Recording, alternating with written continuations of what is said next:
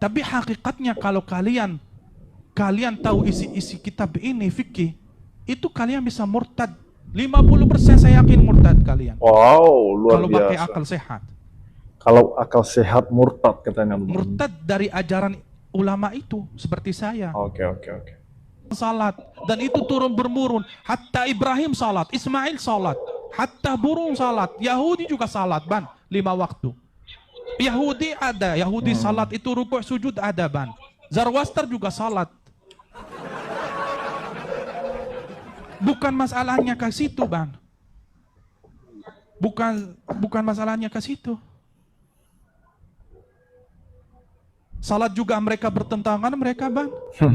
Syafi'i boleh begini, Maliki nggak boleh begini. Oke.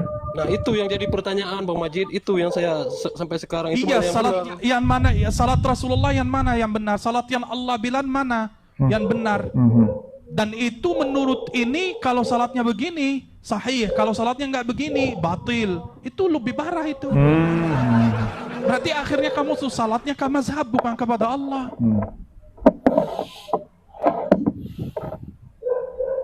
Karena mereka bilang, bukan Saya mereka nggak ke bilang. mazhab, Bang Al-Majid, saya nggak ke mazhab, kalau sholat ke Allah lah. Betul. Kok ke mazhab bagaimana? Tapi begini, Bang, begini. Kalau kamu tidak mengikut syarat, kalau kamu sebagai orang awam, kamu ngomong begitu wajar. Tapi kalau orang bermazhab, orang pesantren, orang yang belajar, kamu nggak terima begitu, Bang. Kamu harus melengkapi syarat-syarat salat kamu tergantung imam mazhab kamu. Kalau kamu mengikut mazhab Syafi'i, berarti syaratnya, rukun salatnya, mubtilatus salat, kebatilan salat itu semua harus mengikut cara mendapat Imam Syafi'i, bukan cara menurut Imam Rasulullah. Tergantung imamnya. Imam Rasulullah pernah mengajarkan salat? Hah? Nggak pernah. Saya mau tanya Atau sama gimana? kalian. Tak dengar kan teman-teman? Ya kalau masalah sholat yang 5 waktu, saya memang tata cara Imam Syafi'i yang sebagaimana yang diajarkan guru-guru saya gitu, Bang Majid. Iya, tapi nggak belajar dari kitab kan? Lihat orang tua salat di masjid, orang salat kamu ikut-ikut saja kan? Karena salat itu praktik. Iya. Dipraktekkan langsung. Praktik, Cuma iya. guru saya kan mengambil dari fikih Imam Syafi'i begitu. Iya, tapi kamu pernah nggak tahu apa itu rukun salat menurut Imam Syafi'i? Berapa rukun? Berapa hal bisa batil menurut Imam Syafi'i? Nggak pernah pelajari kamu. Karena kamu lihat aja praktik begitu ya secara orang awam begitu. Oh, namanya ikut-ikutan. Makanya saya bilang salat itu bukan dari fikih, bukan dari hadis, itu turun menurun, mutawatir. Oh, begitu. Tapi mereka yang bikin ribet. Mereka yang bikin ribet, orang ulama aja yang bikin salat itu ribet. Menurut Imam Syafi'i, air wudu harus begini syaratannya, harus begitulah begitu. Ini ribet, tambah ribet, Bang. Tambah ribet. Masalah air wudu aja itu bisa ikhtilaf antara mazhab ini sama mazhab ini. Kamu pernah nggak lihat hadis Nabi Allah Muhammad SAW? Saya kasih contoh, Nabi Muhammad katanya bernawudu air nabiz. Nabiz itu apa bahasa Arab? Khamar. Khamar. Tahu nggak? Enggak, apa artinya itu? Kalau mereka bilang bukan khamar, ya udah. Iya. Katanya Nabi Muhammad bernawudu dengan air itu.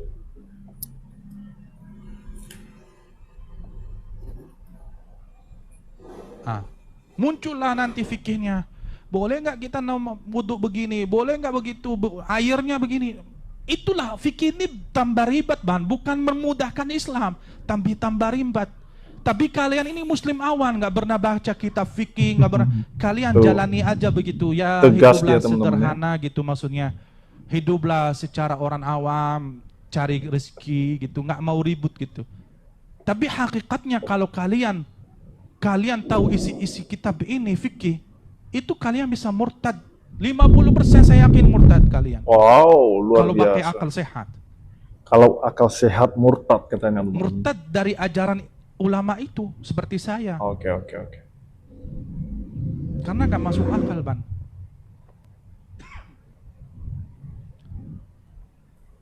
Oke. Sekarang saya mau tanya, hukum orang-orang yang zin di dalam Al-Quran hukumnya apa, Pak?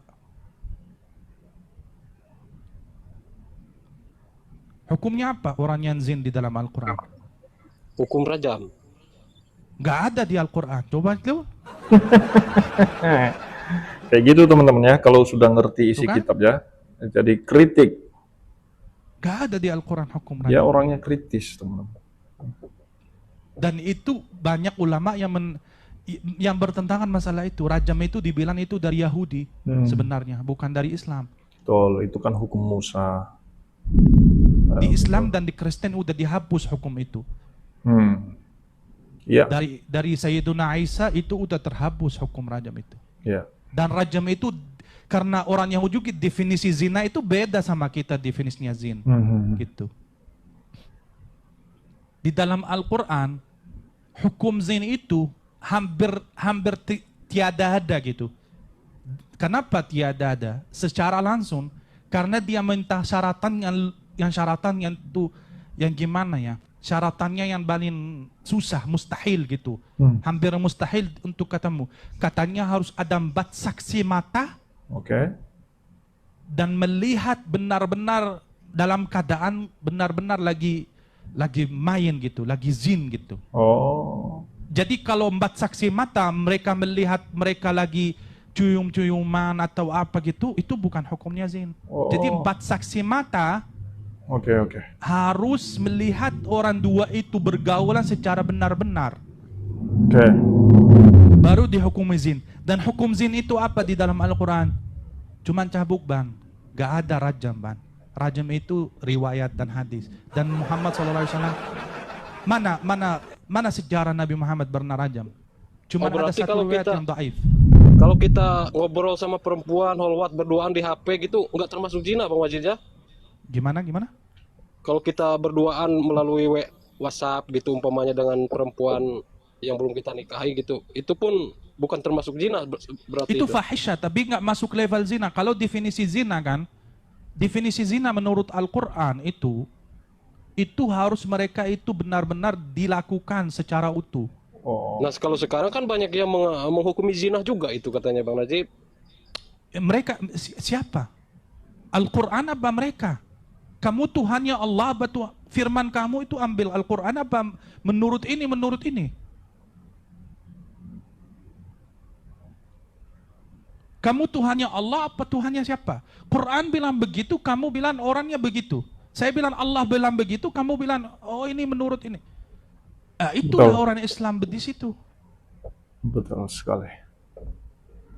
Berarti kalau gitu nggak termasuk zina itu Bang Majid ya? Termasuk dosa tapi nggak masuk zina ban. Zina itu yang dikatakan di dalam Al-Quran yang kena hukum harus melihat perempuan itu dan laki-laki Kontak fisik, itunya masuk ke dalam. ada hubungan fisik langsung. Baru dibilang zin itu dan baru dikasih hukum.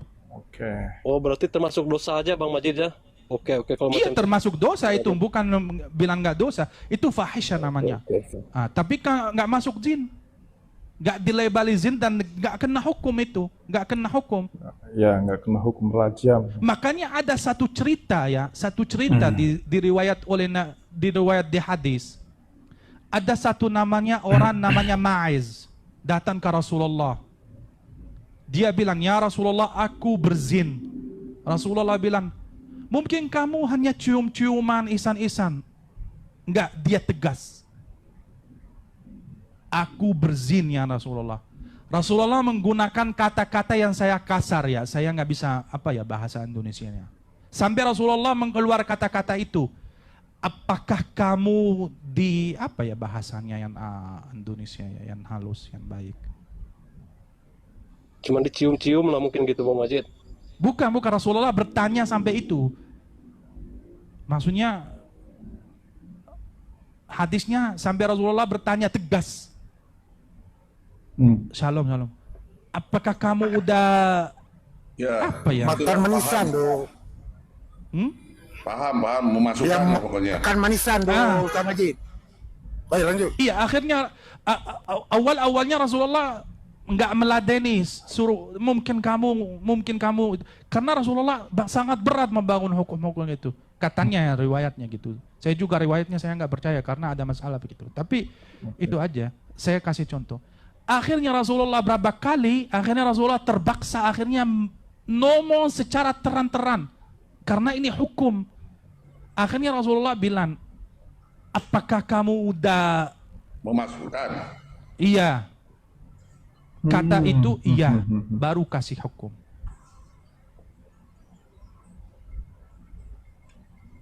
Baru dikasih hukum. Kalau cuma telepon-teleponnya masa dosa sih, Bang Majid? Iya, tapi tidak masuk tidak masuk zina. Makanya Rasulullah itu lihat aja riwayatnya. Sekarang kan sudah biasa kalau telepon-telepon. Siapa yang punya HP Banyak yang lain? menghukumi Siapa yang zina punya itu, HP? Bang Reni. Banyak yang menghukumi zina. Banyak yang menghukumi zina itu katanya. Tapi Ya, kalau saya saya zina- pribadi saya- sepakat sama Bang Majid nih. Bukan. Saya kasih hadisnya, Orang-orang yang menembak ulama, lihat aja yang orang bilang ini zina, Rasulullah aja membeda. Coba, siapa yang punya device yang lain? Bisa kita buka hadisnya. Nah, hadisnya terkenal, hadis Ma'iz namanya. Aku malas bangun ke layar lah. Kalau dosa Hadis bisa Ma'iz. diterima lagi, dosa Mencari- bisa diterima lagi lah. Masa dosa pencari cuma telepon-teleponan sama cewek? Itu Bang Ya, Majid itu kan memancing syahwat, Pak. Itu dosa. Baik, itu sahabat semua. Alhamdulillah, terima Dosa, kasih ya dosa. banyak. Ini khasnya kepada Bang Majid yang telah memberi tunjuk ajar yang begitu mendalam. Ini khas kepada saya, kepada lain orang saya tak peduli. Alhamdulillah sekarang baru saya dapat saya pahami kenapa kalau orang Indonesia yang ini khasnya saya tidak mau berpegang pada Al-Quran. Baru saya pahami tentang ayat di mana Rasulullah sendiri mengeluh kepada Tuhannya. Wa qala rasulu ya rabbi inna qaumi ittakhadhu hadzal qur'ana mahjura. Mahjura. Jadi Nabi sendiri, yakni Rasulullah Sallallahu Alaihi Wasallam mengeluh pada Tuhannya dengan berkata, wahai Tuhanku, sesungguhnya kaumku ini menjadikan Al-Quran sebagai peringatan yang diabaikan. Jadi sekarang ketika saya telusuri apa yang Abang Majid katakan dari awal saya masuk tadi, di mana saya dapat memahami bahwa setakat orang Arab yang dekat dengan Nabi saja, kaum Nabi masih lagi menjadikan Al-Quran sebagai sesuatu yang diabaikan. Apatah lagi kita yang di Indonesia, maksud saya macam itu. Jadi itu perkara yang lumrah. Alhamdulillah, terima kasih saya ucapkan kepada sahabat dan sahabat-sahabat yang ada dalam dalam room ataupun di bawah room. Begitu juga dengan Bang Majid. Kebetulan bateri saya ini tidak mau habis. Saya mohon undur diri, Bang. Alhamdulillah. Tadi saya akan masuk. Aku balik. Ya. Oke, sekarang saya akhiri dengan saya minta maaf kalau saya ada silap dan saya akhiri dengan Assalamualaikum warahmatullahi wabarakatuh. Salam teman-teman, berjumpa kembali bersama dengan saya di channel ini. Bagaimana kabar kita semua? Kiranya kabar kita selalu baik-baik saja dan terus diberkati Tuhan dengan berlimpah-limpah. Amin. Teman-teman, kita sudah mendengarkan apa yang disampaikan oleh Pak Ustadz tadi, ya. Kita tentu yang memberikan apresiasi bagi beliau, ya, yang mana beliau telah begitu banyak mencerdaskan banyak orang lewat media sosialnya. Berbeda dengan seperti Don Tita. Mereka sibuk terus membahas agama kekristenan, agama orang lain, agama yang tidak mereka yakini, sehingga mereka tidak mengerti, ya, tidak paham, ya, tentang kitabnya sendiri, ya. Dan Pak Ustadz tadi, ya, kita belajar bahwa dia jujur berbicara bahwa seperti sholat itu bukanlah sesuatu yang baru, ya, yang diajarkan di dalam agama saudara kita dari seberang. Namun Yahudi juga, ya, sebelumnya ya sudah melakukan, ya, yang namanya sholat, dan bahkan teman-teman kekristenan pun yang melakukan hal yang sama, ya teman-teman. Artinya, ya, selama ini kita sibuk, ya, mengatakan bahwa orang Kristen, ya, meniru seperti yang disampaikan oleh Ustaz Cuma sebelumnya agama mereka, tetapi pada faktanya justru sebaliknya lah yang terjadi, teman-teman, ya.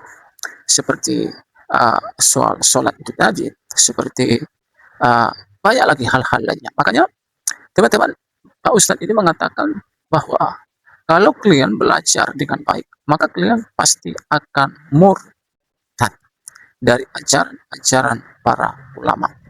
Itu yang disampaikan oleh beliau, teman-teman, ya.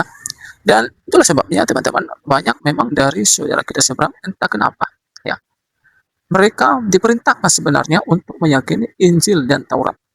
Tetapi jarang sekali mereka mempelajarinya. Dan memang ini sering sekali disampaikan oleh EDSTP. Ya, bahkan seorang Ustadz, ya Saiful Karim pun mengatakan, kenapa kalian begitu anti sekali dengan Taurat, anti sekali dengan Injil? Bahkan beliau mendorong agar mereka membaca. Dan saya yakin, ya, kalau mereka membaca Injil, mereka membaca Taurat, maka mereka akan menemukan kebenaran itu.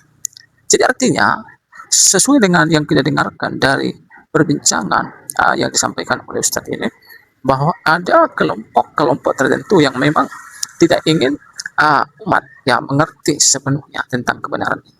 Memang kadangkala kebenaran itu pahit, tetapi sebenarnya tak masalah walaupun pahit kebenaran. Tapi kalau itu adalah kebenaran, itulah yang akan menolong, itulah yang akan menyelamatkan, bahkan itulah yang akan membawa kita ke surga, teman-teman. Ya, kalau kita baca Injil, tentu kita akan menemukan kebenaran bahwa Yesus itu adalah jalan, kebenaran, dan hidup yang kekal. Dan kalau kita baca Taurat, maka kita akan menemukan di sana bahwa Mesias yang permulaannya sudah sejak purbakala ada, itu akan datang dan lahir di dunia. Dan kita akan menemukan ini memang pahit. Dan memang akan banyak orang-orang tentu akan meninggalkan kepercayaannya sebelumnya. Tentu akan menjadi percaya kepada Yesus tentunya, teman-teman. Tetapi ya memang yang namanya kebenaran ya haruslah tidak boleh kita tolak. Artinya kita harus potong tahu, ya, sehingga kita menemukan kebenaran dan kita pun dimerdekakan. Dan teman-teman, saya berharap video ini boleh memberikan bagi kita informasi penting serta mencerdaskan kita sebagai anak-anak bangsa.